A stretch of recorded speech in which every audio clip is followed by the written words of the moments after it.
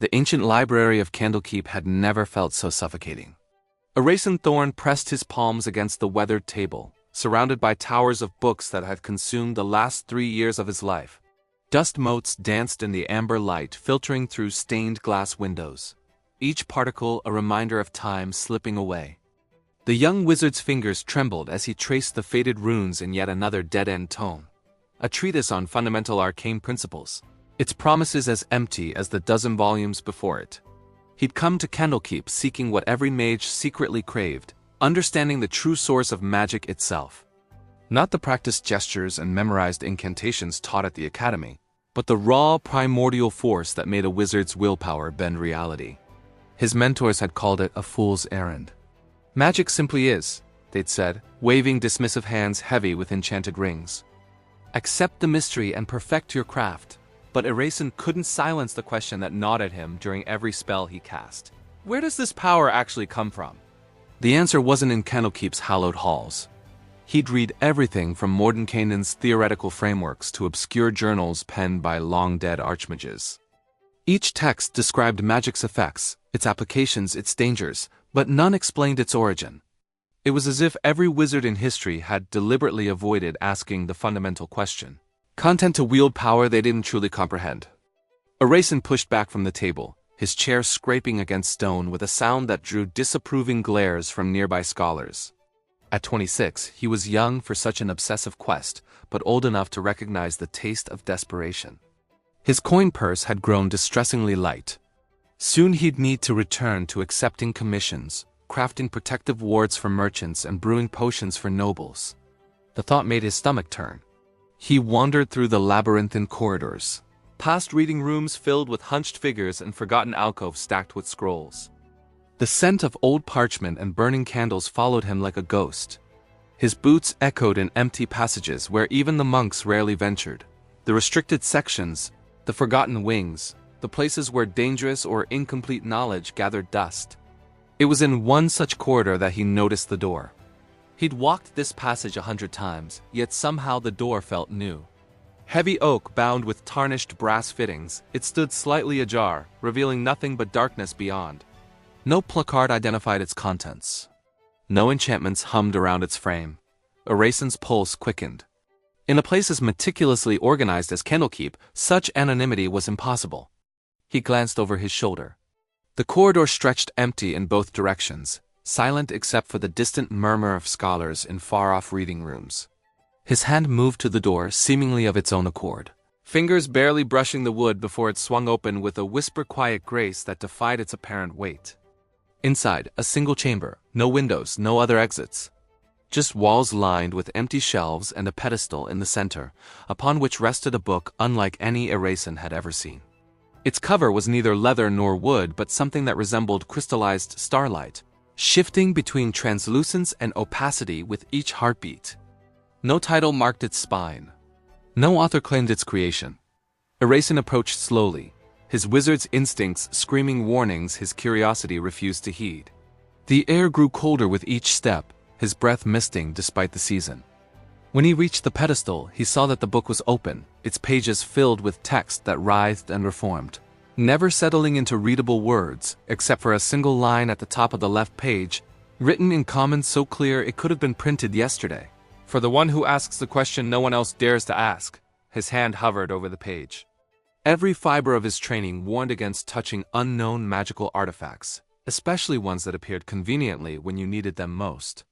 It reeked of a trap, a curse, a demon's lure. And yet, the text suddenly stabilized, words appearing in elegant script. The weave is not the source, it is the echo. Touch these pages, Erasant Thorn, and learn what magic truly is. But know that understanding comes with a price. It knew his name. The book knew his name, and it was offering him exactly what he'd spent 3 years searching for. Erasant's logical mind cataloged the dangers, unknown magic, personal identification, implied costs. But beneath the logic burned something fiercer, the desperate need to know, to understand, to finally grasp the answer that had eluded humanity's greatest minds. His fingers made contact with the page. The world exploded into light and sensation. The library vanished. Erasant felt himself falling, or perhaps flying, through a space that had no up or down, no beginning or end. Colors that had no names in any language blazed past him. Sounds that were somehow also smells and tastes assaulted his senses. His body stretched and compressed simultaneously, existing in 1,000 places and nowhere at all. Then, abruptly, he stood on solid ground. The landscape before him defied description. Imagine a forest where the trees grew downward from an earthen sky, their roots spreading across clouds while their leaves burrowed into dirt overhead.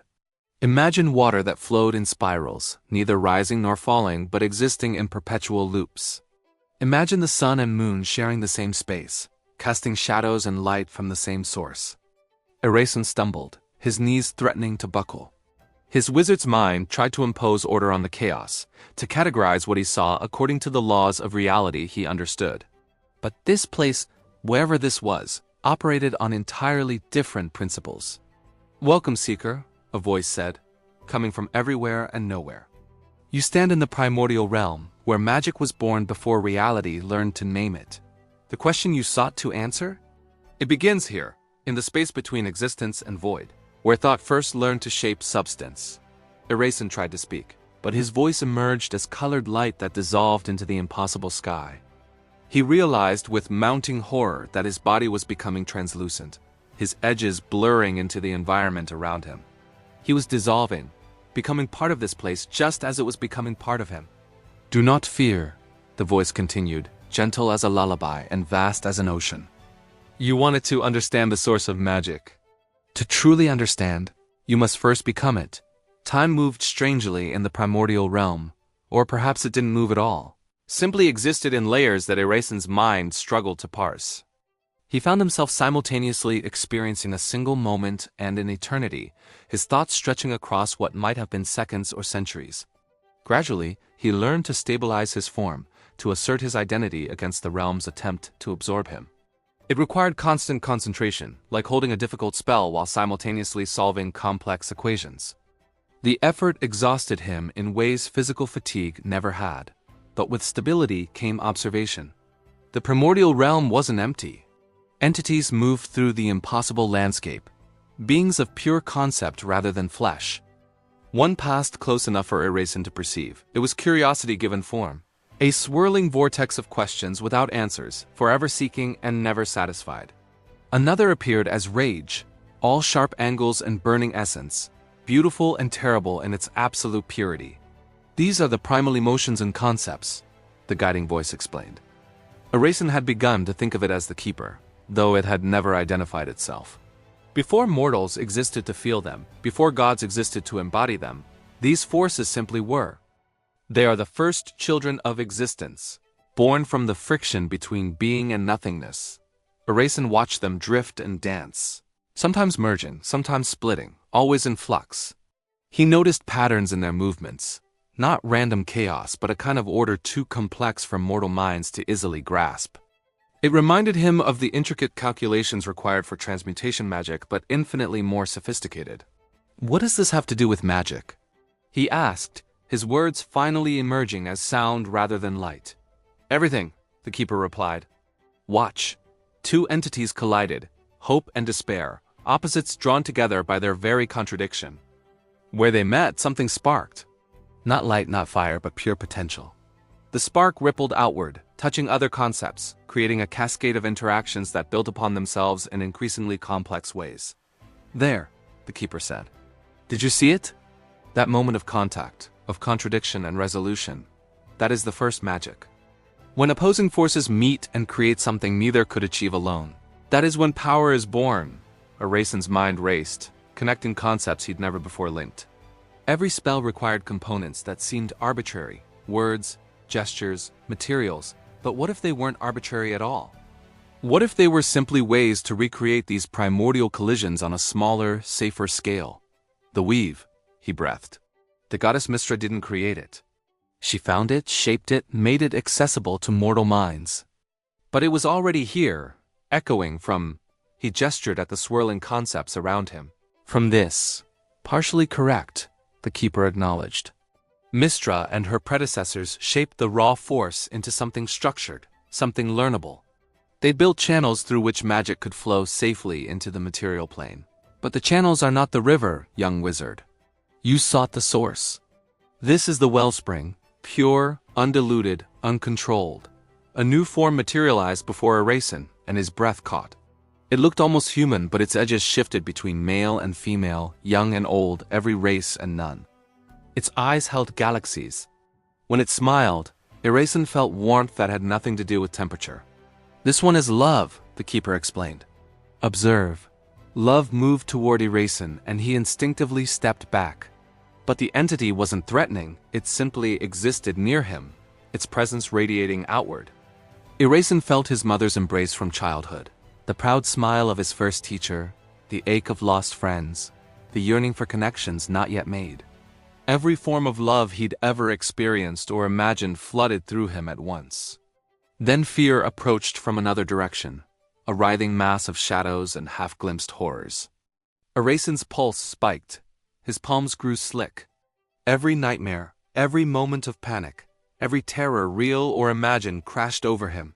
The two entities touched, and the world sang. From their collision burst something that was neither love nor fear but transcended both. Erasyn recognized it immediately. Courage. The willingness to act despite being afraid, because love of something mattered more than the fear itself. It was creation through combination, alchemy of the soul writ large across existence.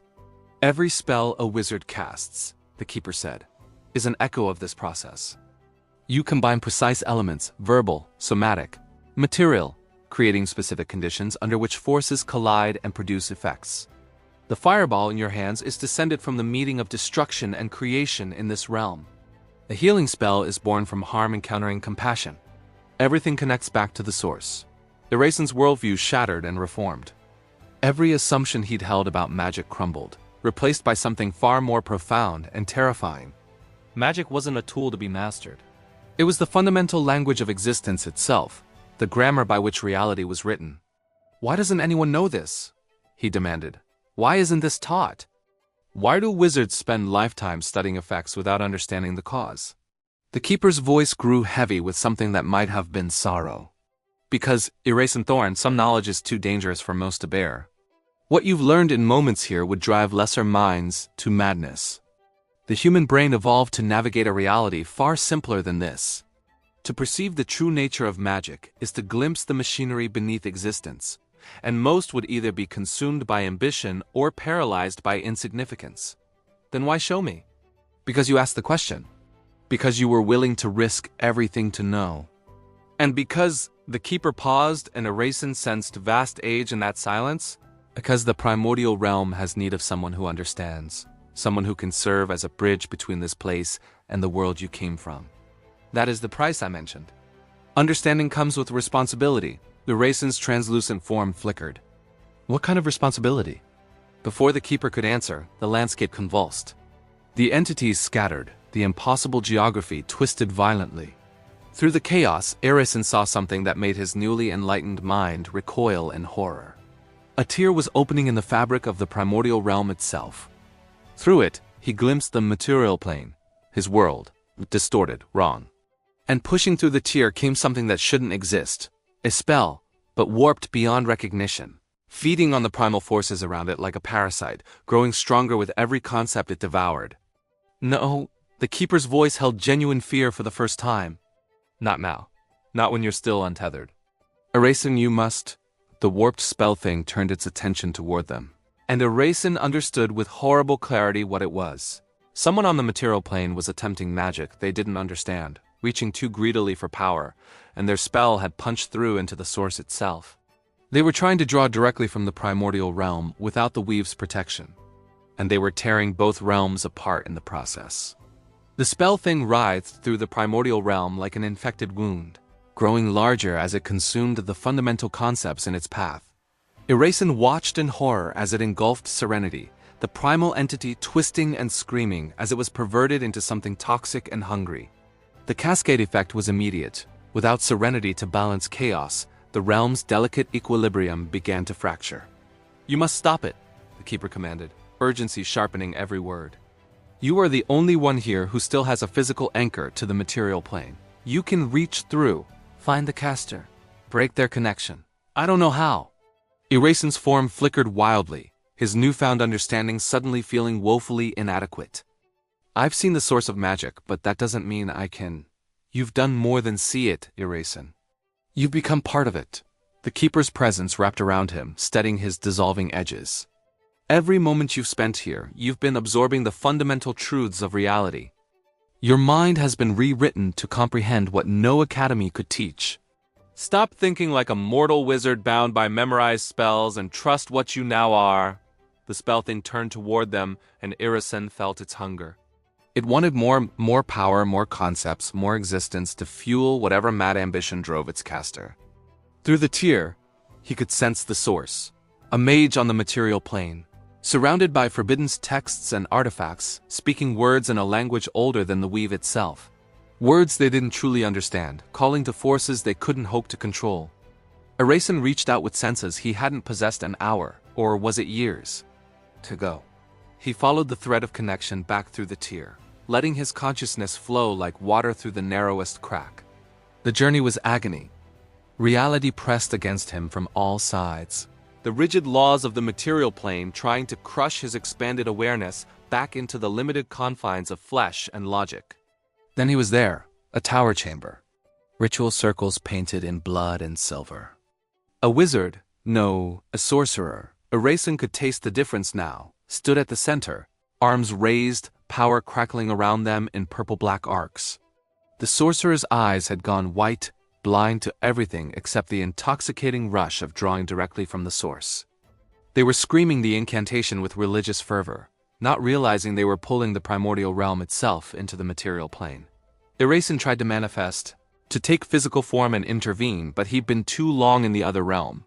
His body felt like a half-remembered dream. He could see the chamber, feel its reality, but couldn't quite touch it. "You're approaching this wrong," the Keeper's voice whispered in his thoughts. "You're trying to force yourself back into the limitation of flesh. But you've transcended that. Use what you've learned." Magic is the collision of opposing forces, so collide. Understanding crashed through Erasin like lightning. The sorcerer was pulling power from the primordial realm through greed and ambition, two concepts that resonated with their deepest nature. To stop them, Erasin needed to introduce an opposing force, something to create a collision that would sever the connection. He reached into himself, into the part of him that was still mortal, still limited, still small. He found humility, the acceptance of one's place in the vast machinery of existence. And he found fear, not the primal entity he'd met before, but the mortal understanding of consequences, of prices that must be paid. Erasin pushed these concepts through the tear, directly into the sorcerer's ritual. The collision was instantaneous and devastating. The sorcerer's eyes cleared, white fading to natural color, and in that moment of clarity, they saw what they'd done. They saw the wound they'd torn in reality, the forces they'd unleashed, the catastrophe they'd nearly caused. Horror replaced ambition. The incantation died on their lips. They fell to their knees, the ritual circle sputtering and dying around them. The spell thing suddenly cut off from its power source, writhed in the primordial realm, but without the sorcerer's will to anchor it, it had no cohesion. Erasin watched as it began to dissolve, the concepts it had consumed slowly re-emerging, damaged but salvageable. "You did it," the Keeper said, something like pride in that vast voice. "You've saved both realms. But look, the tear remains. The damage cannot be undone from this side alone." Erasin could see it clearly now, a wound in the fabric between realms, slowly bleeding primal forces into the material plane and leaking structured reality into the primordial chaos. Left unchecked, it would grow, and eventually both worlds would collapse into each other, creating a catastrophe beyond imagining. "The price," Erasin said quietly. "This is the price you mentioned, isn't it? The responsibility that comes with understanding. Yes, someone must guard the boundary. Someone who understands both realms, who can exist between them and maintain the separation. The old guardians are gone, consumed by time and entropy. I can manage much from here, but I need an agent in the material plane. Someone who can detect and prevent breaches before they tear reality apart." Erasin looked down at his translucent form, then back toward the tear and the world beyond. His old life seemed impossibly distant. The libraries, the research, the simple goal of understanding magic's source. He'd found his answer, but the answer had transformed the question entirely. "If I agree," he asked, "can I return to the material plane?" Can I exist as I was? Not as you were, the keeper admitted. You're changed, Erasen. You've touched the source. You'll never be a simple wizard again. But you can take physical form, walk among mortals, live a life, just one forever marked by this knowledge. You'll sense disturbances in the weave, feel when someone reaches too far, know when the boundary needs defending. It will never leave you. You'll be blessed and burdened in equal measure. Erasen thought of the sorcerer in the tower, driven mad by ambition, and wondered how many others might make the same mistake. He thought of the innocent people who would die if the realms collapsed into each other. He thought of magic itself, the beautiful, terrible force that he now understood in ways no one else could. The answer had never really been in question. I'll do it, he said. I'll be your guardian. The keeper's presence surrounded him, warm and sorrowful. Then there is one more thing you must know, Erasen Thorn. One final truth about the source of magic that will help you understand your new role. The landscape shifted, and suddenly Erasen stood before something he hadn't noticed before, a mirror, but not one that reflected light. It reflected essence, truth, fundamental nature. When he looked into it, he saw himself, but deeper than any physical image. He saw the spark that had always driven him, the insatiable curiosity that had brought him to Candlekeep and pushed him to touch the mysterious book. And he realized, with dawning wonder and horror, that this spark was the same force he'd been studying all along. Magic, the keeper said softly, originates from the same source as consciousness, as thought, as the yearning to know and change and become. The primordial realm births concepts, and concepts birth awareness, and awareness yearns to shape reality according to its will. When you cast a spell, you are not manipulating an external force. You are expressing the fundamental nature of consciousness itself, the same impulse that created the first thought in the void. You are magic, Erasen. You always were. Everyone is. The difference is that now you know it. The revelation shattered something in Erasen and remade it stronger. Every spell he'd ever cast, every wizard he'd ever known, every manifestation of magic throughout history, all of it was consciousness exploring its own nature, reality trying to understand itself through deliberate transformation.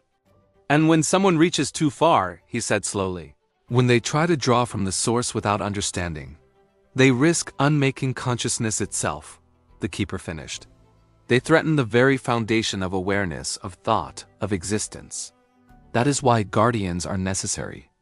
That is why you must return and watch and protect. Erasen nodded, understanding settling over him like a mantle. Send me back. Remember, the keeper said as reality began to shift around him. You can never unlearn what you've discovered. The source will always call to you and you to it. Use your knowledge wisely, Erasen Thorn. And when the time comes, find others who ask the forbidden question. Train them. Build a new order of guardians. The responsibility cannot rest on one being alone. The primordial realm faded. Erasen felt himself pulled backward through the layers of existence, his expanded consciousness compressing, his translucent form solidifying. The last thing he heard was the keeper's voice, distant but clear. Welcome home, guardian. May you find balance between the worlds. Erasen opened his eyes to the smell of old parchment and burning candles. He was lying on the floor of the strange chamber in Candlekeep, the crystalline book closed on its pedestal above him. Every muscle ached as if he'd run for days without rest. His robes were soaked with sweat, and when he tried to stand, his legs nearly buckled.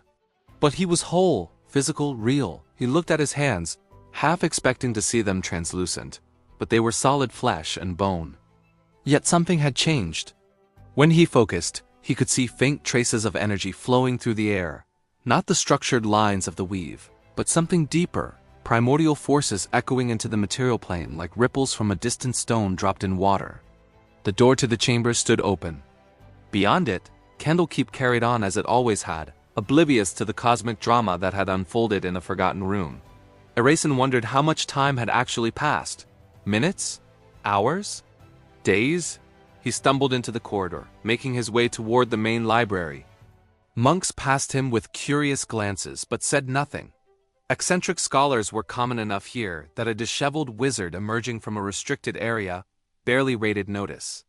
When Erasen found a window, he saw that the sun hung in the same position it had when he'd entered the chamber. Less than an hour had passed in the material plane, an entire transformation compressed into mortal time. The thought made him dizzy. He needed to find the sorcerer who'd torn the breach. needed to ensure they understood the danger and would never attempt such magic again. Through his new senses, he could feel the direction. Northeast, several days' travel, a tower isolated from civilization. The pull was unmistakable, an itch he knew would never fully fade until he'd addressed the threat. But first, he had to understand his own capabilities.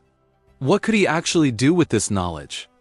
The keeper had spoken of detecting disturbances, of preventing breaches, but the mechanics remained unclear. Erasin found an empty reading room and sat, closing his eyes, extending his awareness the way he'd learned in the primordial realm. The world exploded into sensation. He felt every spell being cast within 100 miles, tiny pinpricks of reality being deliberately bent, consciousness asserting will over matter. A cleric healing a wound in a village to the south. An apprentice practicing cantrips in Baldur's Gate. A druid speaking with animals in the forest nearby. Each was a small collision of opposing forces, miniature echoes of the grand interactions he'd witnessed at the source. And he could sense the weave itself, the vast structure that channeled these forces safely. It was beautiful, intricate beyond mortal crafting, a testament to divine engineering. But he could also see its limitations, the places where it stretched thin, the weak points where ambitious or desperate mages might try to reach beyond its protection. One such weak point pulsed to the northeast, the tower where the sorcerer had performed their ritual. The breach Erasin had closed was sealed, but the scar remained, a vulnerability that could be exploited again if someone knew where to look. He would have to go there, close it properly, and then, interesting reading material? Erasin's eyes snapped open. An elderly woman stood in the doorway, her silver hair pulled back in a severe bun, her robes marking her as one of Candlekeep's senior scholars. But her eyes held a knowing gleam that made Erasin's newly awakened senses tingle. "I'm sorry?" He managed. She entered the room, moving with surprising grace for her apparent age. The book with the crystalline cover. In the nameless chamber. You touched it, didn't you? Sought answers to the question no one else dares to ask? Erasin stood slowly, his hand instinctively moving toward his component pouch before he remembered that he didn't need material components the same way anymore. "Who are you?" "Someone who asked the same question 40 years ago," she said, settling into a chair with a slight smile. "Someone who made the same bargain with the keeper, took on the same burden. Someone who's been waiting for the next guardian to emerge, because one alone cannot watch all the weak points in reality." Relief and disbelief warred in Erasin's chest. There are others? Other guardians? Not many. The question is too dangerous for most minds to survive, and the keeper is selective about whom it reveals itself to. But yes, Erasin Thorn, you are not alone in this. We are few, scattered across the realms, but we watch, we guard. We prevent the catastrophes that mortal minds cannot comprehend. She extended a hand. "My name is Celestria Moonweaver. And if you'll accept the guidance, I can teach you what it truly means to stand between the worlds."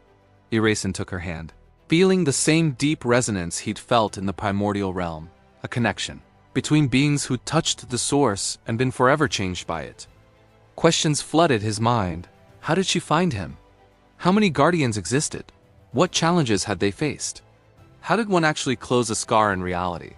But before he could voice any of them, his senses screamed a warning. Another breach, this one to the west, larger than the first, tearing open with violent urgency. Through it, he felt primal forces beginning to leak into the material plane, warping reality around the wound. A village lay directly in the path of the contamination. Hundreds of innocent lives hung in the balance. Celestria felt it too. Her expression hardened. "Your first real test as guardian. Are you ready?"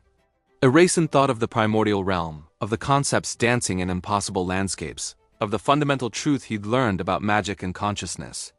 He thought of the sorcerer he'd stopped, and all the others who might reach too far without understanding the consequences. He thought of the responsibility he'd accepted, the price of knowledge freely chosen. "I'm ready," he said. They moved together toward the window. Celestria began an incantation, her hands weaving patterns that Erasin now recognized as deliberate collisions of opposing concepts. Distance meeting proximity, here encountering there. The spell of teleportation took shape, not through rote memorization, but through deep understanding of how reality could be convinced to fold. As the magic swirled around them, Erasin caught his reflection in the window's glass. He looked the same, young, determined, a wizard with more ambition than sense. But his eyes held something new, a depth that hadn't been there before. The depth of someone who'd glimpsed the machinery of existence and chosen to serve it rather than exploit it. The teleportation spell completed and they vanished from Candlekeep. Behind them, in the nameless chamber, the crystalline book turned a page seemingly of its own accord. New words appeared, written in the same elegant script. Erasing Thorn, Guardian of the Boundary, asked the Forbidden's question and found not just answers, but purpose. May his wisdom match his courage, and his courage sustain his burden. The book closed gently, settling back into patience.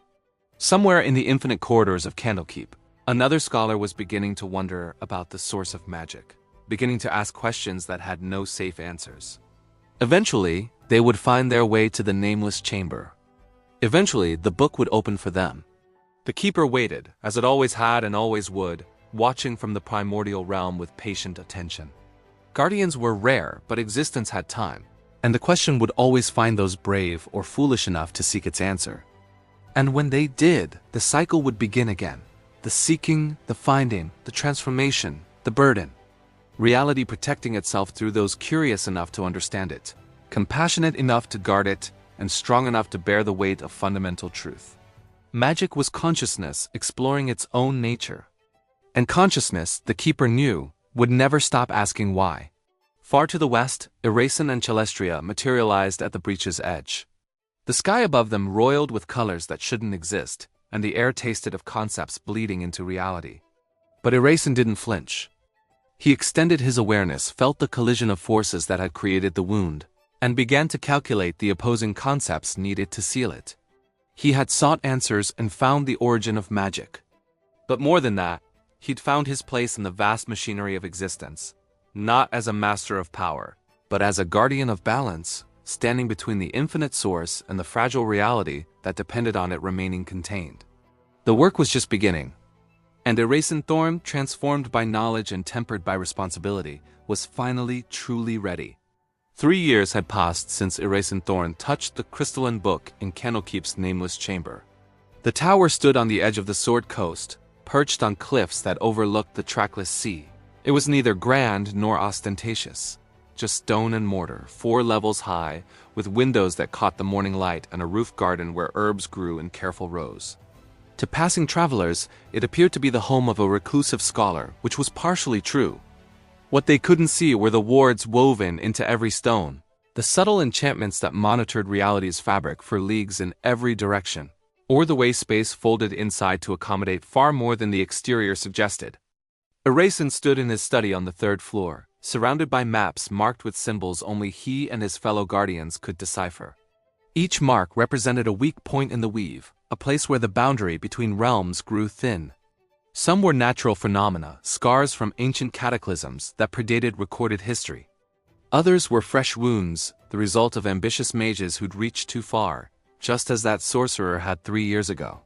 He'd found that sorcerer, of course. A woman named Lyra Duskmantle, brilliant and broken by what she'd glimpsed through the breach she'd created. Erasing had expected anger, defiance, perhaps even a fight. Instead, he'd found her huddled in her tower, surrounded by burned ritual books, weeping over the magnitude of what she'd nearly destroyed. They'd talked for 3 days. In the end, Lyra had sworn an oath never to practice such magic again. But more than that, she'd become an ally, one of the scattered network of mages who now helped monitor the boundaries, who'd learned enough about the danger to recognize it without being consumed by the knowledge. Not guardians, but watchers. A first line of defense. Celestria had approved.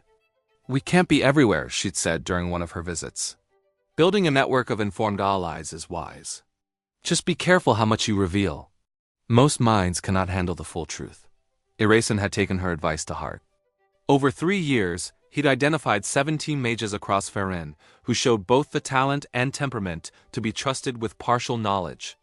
They didn't know about the primordial realm or the true nature of magic's source, but they understood that certain practices were dangerous, that reality had limits that shouldn't be tested, and that Erasing could be contacted if they sensed something wrong.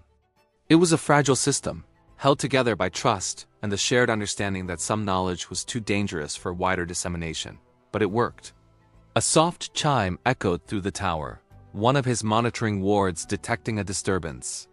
Erasin closed his eyes, extending his awareness the way he'd practiced countless times. Northeast, in the Dalelands, a weak point was beginning to pulse with unusual energy. Not a breach, not yet, but someone was probing it, testing its boundaries. He sighed, reaching for his traveling cloak. Another journey, another potential catastrophe to prevent. The work never truly ended. But before he could activate his teleportation circle, he felt something else. A presence approaching the tower, moving with deliberate purpose up the cliff path. His wards identified it as non-hostile, curious rather than threatening. Erasin descended to the ground floor and opened the door just as his visitor reached it. A young man stood on his threshold, no older than Erasin had been when he'd first touched the crystalline book. Dust from the road covered his travel-worn robes, and a packed satchel hung from his shoulder. But it was his eyes that caught Erasin's attention, bright with intelligence and burning with the same desperate curiosity that had once consumed him. "Erasin Thorn?" the young man asked, his voice uncertain but determined. "My name is Marcus Silverkeel. I'm a wizard from Waterdeep, and I've been researching something. A question that no one at my academy could answer, or perhaps wouldn't answer. I've read everything I could find, followed every lead, and they all eventually pointed to you." Erasin's heart sank and soared simultaneously. He knew what was coming before Marcus spoke the words. "I need to understand," Marcus continued, his hands clenching and unclenching with nervous energy. "Not just how to cast spells or manipulate the weave, but where magic actually comes from. What it is at its most fundamental level. Everyone says to stop asking, to accept the mystery, but I can't. I need to know, and I heard that you found answers." For a long moment, Erasin simply looked at him, seeing his younger self reflected in this stranger's desperate hope.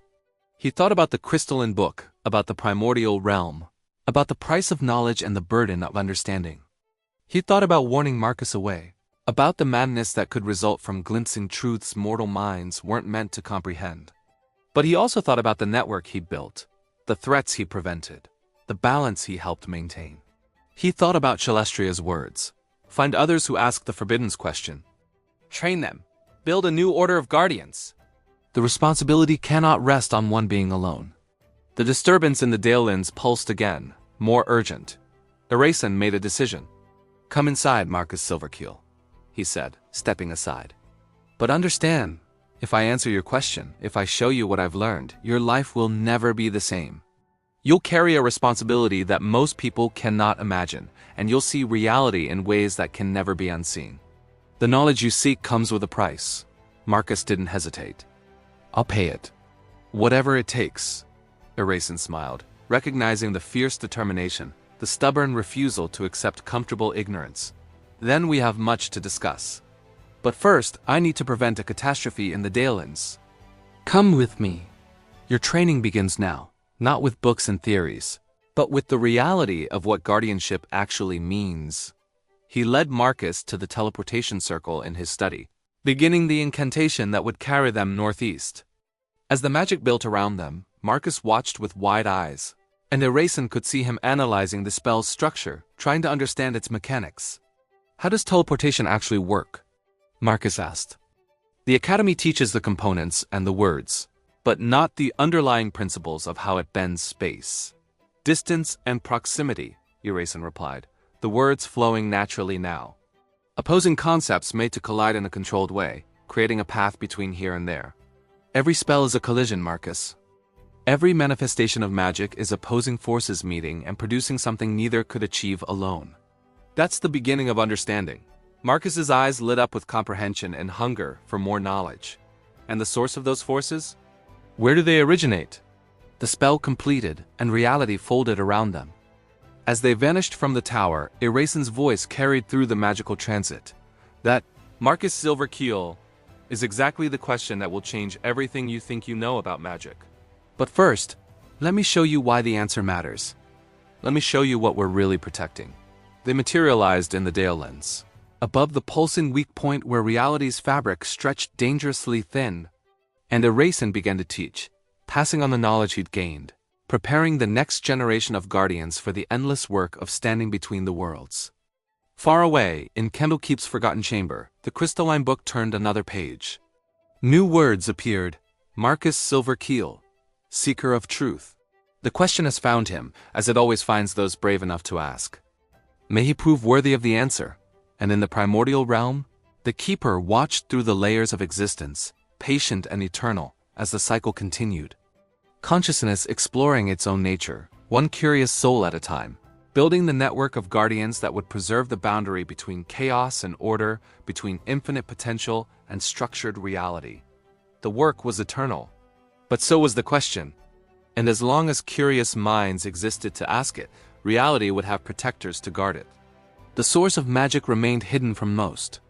But those who truly needed to know, those who would bear the burden with wisdom and courage, would always find their way to the answer. And the Keeper would be waiting. O destino desta historia, esta nas suas mas. Se voca acredita que o heroi não esta sezinho. Dix su like. Se voca vaio o que os outros não viram. Escreva sua teoria nas comentários.